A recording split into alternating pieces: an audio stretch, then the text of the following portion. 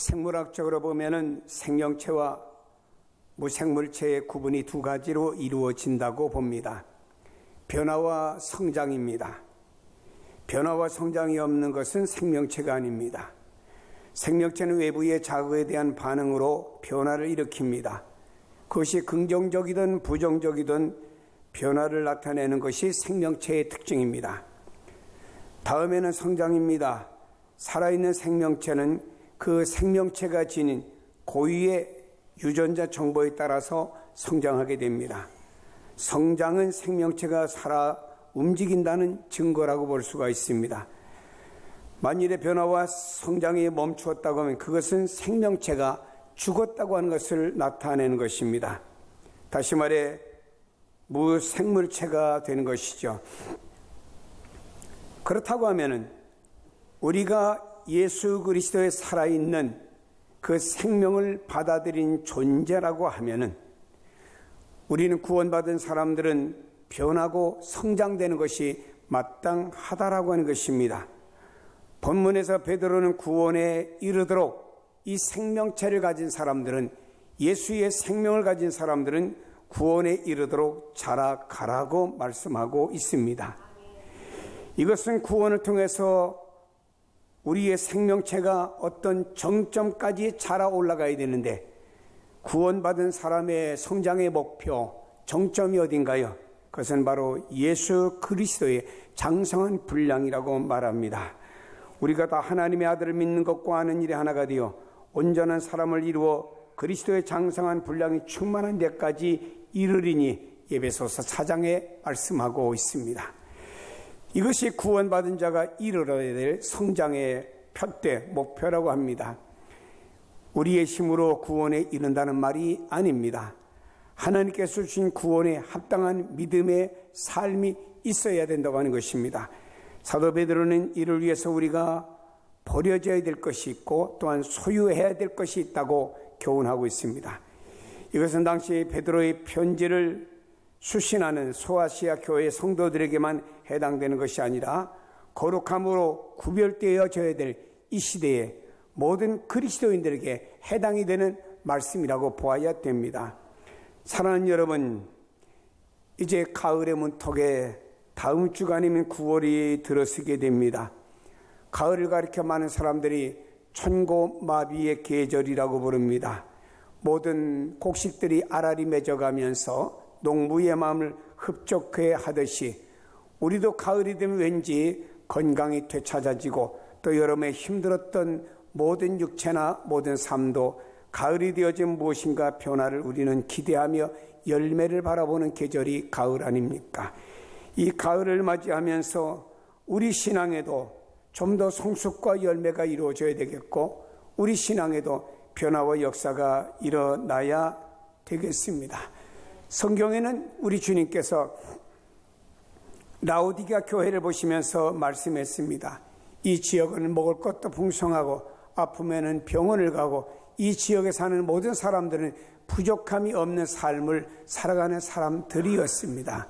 그러나 주님께서 이 지역의 교회와 성도들의 영적인 상태를 보면서 너무 가련하고 가난하고 헐벗은 것을 볼 수가 없다라고, 육적으로는 풍성할런지는 몰라도 영적으로 저들의 연약한 모습을 보고 주님께서 책망과 지적하는 말씀을 보게 됩니다. 살아있는 생명체는 변화가 일어나야 되고 살아있는 생명체는 성장해야 된다고 하면, 우리 안에 살아계신 예수 그리스도를 모셨다고 하면 우리도 예수 그리스도를 중심으로 해서 변화가 일어나야 될 것이고 성장의 역사가 일어나야 됩니다. 우리가 성경 한 말씀도 보지 않았다라든지 듣지 않으면 우리의 영혼이 어떻게 하겠습니까? 우리 영혼은 메마릅니다. 아이가 엄마의 모유를 먹지 않든지 아이가 분유를 먹지 않으면 그 아이가 성장할 수가 있겠습니까?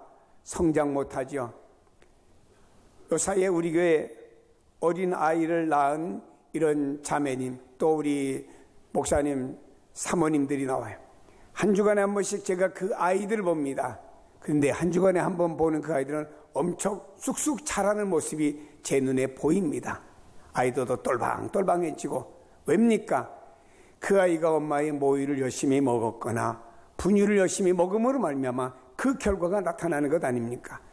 우리가 하나님의 말씀을 읽든지 듣든지 이 말씀을 묵상하든지 할 때 우리 영혼이 쑥쑥 자라며 우리의 변화되는 모습이 나타나는 겁니다. 성경이 여러분 가방에 있고 성경이 여러분 집에 있을지라도 한 주간이 지나도 성경을 한 장도 떠들터 보지 않는다든지, 요즘에는 시대가 얼마나 좋습니까?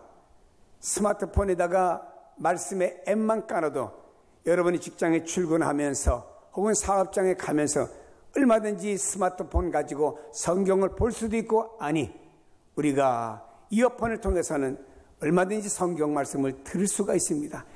이런 시대에서 우리가 다른 자료와 다른 정보들을 많이 입수하면서 하나님의 말씀을 가까이 하지 않는다고 하면 내 영혼은 결국에 피폐할 수밖에 없고, 예수 믿어도 기쁨이 없고 감사가 없고 감격이 없고 메마른 사막과 같은 우리의 심령을 그대로 유지할 수밖에 없다고 하는 것이 우리의 현실입니다. 성경을 엽시다. 말씀의 귀를 열읍시다. 항상 우리 삶 속에서 들은 말씀, 본 말씀을 항상 마음에서 생각합시다. 그럼 이것이 나에게 변화가 되고 성장의 키가 되는 줄로 믿습니다. 다음에 5절에 말씀하고 있습니다. 너희도 산돌같이 신령한 집으로 세워지고 예수 그리스도로 말미암아 하나님이 기쁘시게 받으실 신령한 제사를 드릴 거룩한 제사장이 될지니라 말씀하고 있습니다. 여러분, 여기에 신령하다고 하는 말은 프뉴마티코스라는 말인데 육체적인 것이 아닌 영에 속하는 의미고, 영적인 제사는 성령의 감동하심을 따라서 하나님께 드리는 예배입니다. 그래서 육체적이어서는 안 됩니다. 영적인 제사는 영적이어야만이 됩니다. 신령한 제사가 무엇입니까? 형식만 화려한 예배가 아닙니다. 신령한 제사는 하나님 기뻐 받으시는 제사요, 하나님께 합당한 예배입니다. 다시 말해 진정과 진실함이 깃든 삶과 예배이어야 됩니다. 신령한 제사는요, 하나님 기뻐 받으시는 예배는요, 이 예배 시간에 드린 예배지만 우리 삶이 예배로 이어지는 이런 우리의 삶으로 나갈 때 이것이 신령한 예배가 되는 것입니다. 성도는 성경이 말씀합니다. 개개인을 제사장으로 표현했습니다. 하나님 기쁘시게 받으실 신령한 제사를 드리는 거룩한 제사장이 될지라. 여러분, 구약시대 때는 구별된 사람만이 제사장이 될 수가 있지만 신약에 와서는 예수 그리스도가 대제사장이고 우리 모두 다 예수를 믿는 우리에게 일반 제사장으로 제사장이라는 직함을 우리 모두에게 주신 줄로 믿습니다. 우리는 개개인이 제사장으로 드리는 우리의 예배와 찬미, 선행, 구제, 거룩한 삶, 하나님께서 기뻐 받으시는 신령한 산 제사이어야만이 되는 것입니다. 구약시대 때 무수한 제물을 가지고 하나님 앞에 나와서 잡아서 제사드린 백성들이 있었습니다. 흠없는 제물을 드렸습니다. 예배의 형식도 제사장들이 완벽하게 갖춰가지고 하나님 받으실 만한 예배를, 제사를 드리게 되었습니다. 그들은 나 이제 제사 드렸다고 스스로 자유하고 만족할는지는 모릅니다만은 하나님께서 선지자를 세워가지고 이렇게 말씀했습니다. 너희가 드려지는 무수한 많은 짐승의 제사, 내게 무슨 유익이냐? 역겹다, 가증스럽다. 하나님이 제사장을 선지자를 통해서 저들이 드려지는 제사를 이렇게 책망했습니다. 왠가요? 형식은 화려했습니다. 하나님께 드려지는 제물은 흠이 없었습니다. 율법적으로 완벽한 제사를 드렸다고 하지만 그들의 삶은 여전히 죄악과 불의함으로 가득 차 있기 때문에 하나님께서는 그들의 제사를 역겹다고 가증스럽다고 말씀한 것을 들어볼 수가 있습니다. 오늘날 우리를 봅니다. 교회에서 장로님들이시고 권사님이고 집사님들이십니다. 아니, 교회에서 여러 직분들을 맡아가지고 있습니다. 그런 우리의 삶이 사기를 치고 비리를 저지르고 뇌물을 받아서 공의를 굳게 만드는 이런 사람은 신령한 예배를 드릴 수가 없습니다. 우리의 삶 속에서 세상의 유익만 우리는 바라보면서 세상 사람과 똑같이 불의와 잘못을 범하며 우리의 삶이 하나님 보실 때 기뻐하지 않은 어그러진 삶을 드린다라고 하면은요, 신령한 예배를 드릴 수가 없는 것입니다. 어떤 집사님 한 분이 저한테 부탁드리더라고요. 목사님, 직장을 바꿔야 되겠습니다. 지금까지 다니던 직장을 나왔습니다. 직장은 많은데 성수주의라는 직장이 별로 없습니다. 주의를 잘 지키는 직장 나갈 수 있도록 기도해 주세요라고 부탁을 하더라고요. 몇 주 있다가 합니다. 목사님, 직장을 얻었습니다. 어떤 직장인가? 하나님의 은혜 주셔서 주의를 잘 지키는 직장을 얻게 되었습니다. 무엇을 말합니까? 이분은 항상 그리스도 중심이고 자기 삶 속에 하나님 중심으로 살아가는 신령한 예배를 드리는 이런 마음 자세를 삶으로 가져가는 성도의 자세가 아니겠습니까? 우리가 진정한 예배자가 되려고 하면 보는 것이 아니라 우리가 예배를 드려야 됩니다.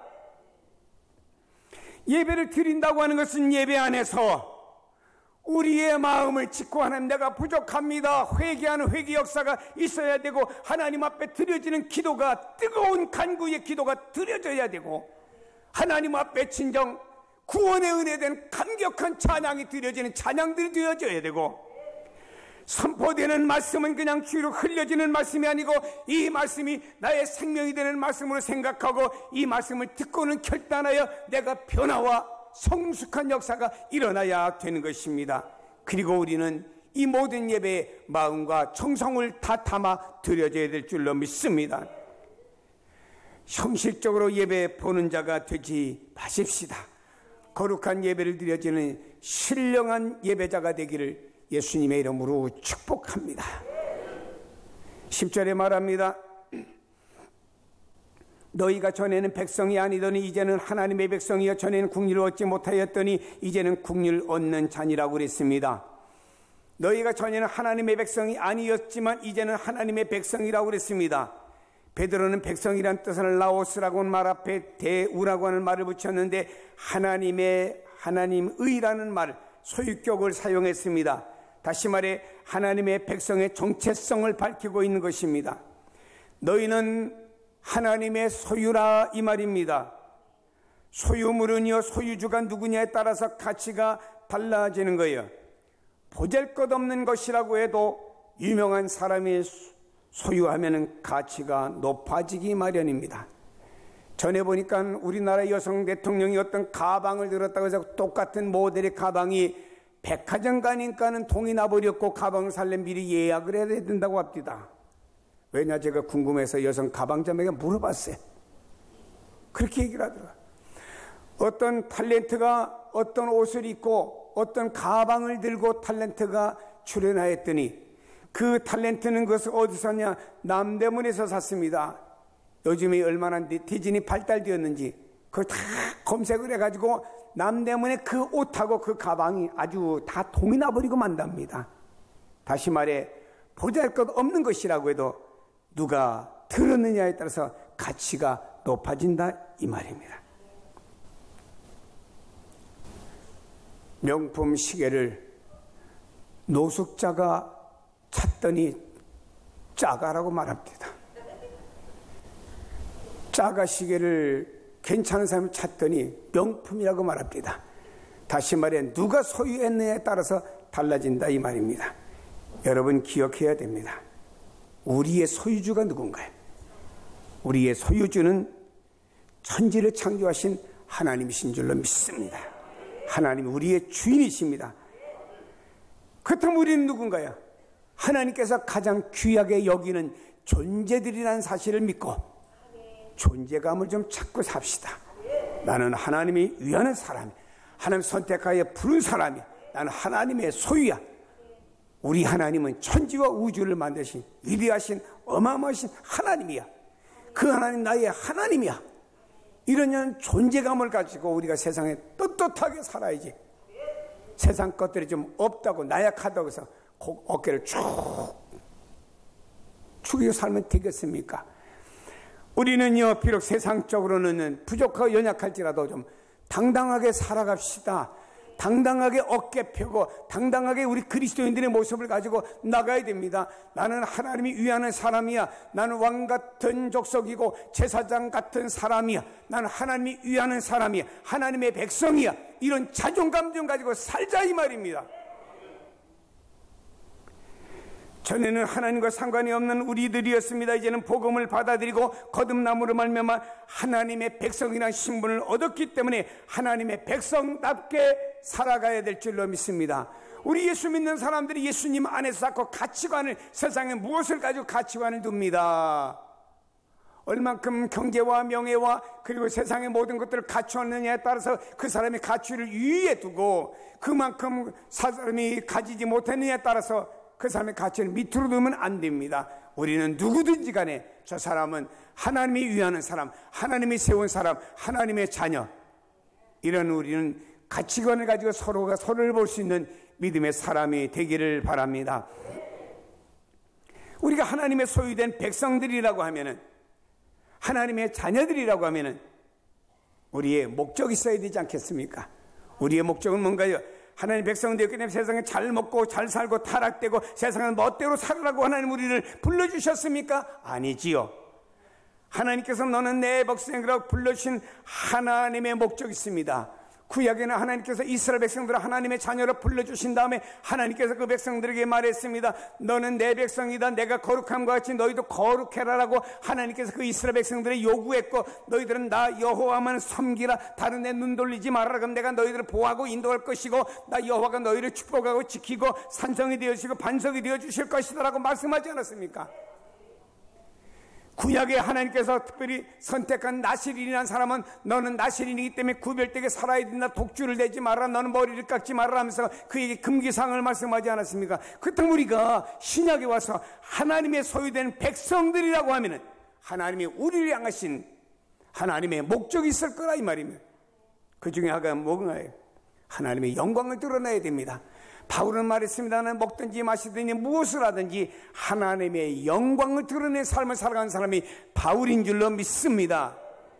여러분, 우리 모든 것을 하나님께 영광을 돌려야 됩니다. 내게 일용할 양식이 주어졌어도 하나님 일용할 양식 주셨습니다. 하나님 주셨습니다. 영광에 돌아가야 되고, 그것을 우리가 먹을 수 있도록 하나님께 모든 환경과 경제 여건을 주신 것도 하나님께 영광에 돌아가야 되고, 이것을 먹고 내가 건강한 것도 하나님께 영광에 돌아가야 되고, 내가 이것을 먹고 마셔서 내가 더 힘있게 살아가는 것도 하나님께 영광에 돌아가야 되고, 다 하나님께 영광에 돌아가야 돼요.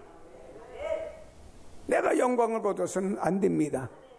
세상의 영광이 사는, 하나님이 우리 가정에 평안과 은혜 주신 것도 하나님께 영광, 우리 가정의 사업이 오늘 변함없이 되는 것도 하나님께 영광, 우리에게 직장 주셨고 변함없이 직장 생활하며 우리 삶을 살 수 있는 것도 하나님께 영광. 그 목적은 하나님께 영광 돌리는 것입니다. 왠가요? 하나님께서 처음에 인간을 만드신 다음에 하나님 보시기에 좋았더라 라고 했습니다. 하나님이 영광을 거두셨다 이 말입니다. 하나님께서 그 백성 아담에게 이 동산의 모든 나무의 열매를 따먹되 선악과는 먹지 말라고 그랬습니다. 선악과를 먹음으로 말미암아 하나님께 영광을 돌리지 못했기 때문에 그에겐 죄가 왔다 이 말입니다. 우리는 모든 면에 다 하나님의 영광을 드러내야 됩니다. 내가 예수 믿던 것도 하나님께 영광, 내가 오늘 건강하게 사는 것도 하나님께 영광, 매사가 하나님의 은혜로 생각하고 그 하나님께 감사, 또 감사, 감사, 또 감사, 영광을 돌리면은 우리 하나님이 기뻐하십니다. 다음에 우리를 하나님의 소유된 백성으로 삼으신 이유가 무엇인가요? 예수님을 증거하는 삶을 살도록 우리를 불러주셨습니다. 제자들은 처음에 예수를 따르면서 목적이 달랐습니다. 예수를 따르면서 우리가 경제적으로 주님께서 보리떡 5개 물고기 2마리 이적을 베풀어 주니까 먹어가 해결되겠다. 예수님께서 또 만왕의 왕으로 이스라엘 왕이 되신 우리가 한자리 얹어서 하나는 우편 좌편에 앉겠다. 예수님께서 수많은 병자 고쳐주니까 주님 따르면 병 문제 해결되겠다. 이러면서 자기들 어떤 육신의 목적을 가지고 주님을 따랐습니다. 주님이 기뻐하지 않았지요. 그러다가 부활하신 주님을 목격하고 성령 충만받은 다음에 주님이 자신들을 제자로 부른 목적을 알게 되었습니다. 그 다음에 생명 걸고 나가서 예수의 복음을 전했잖아요.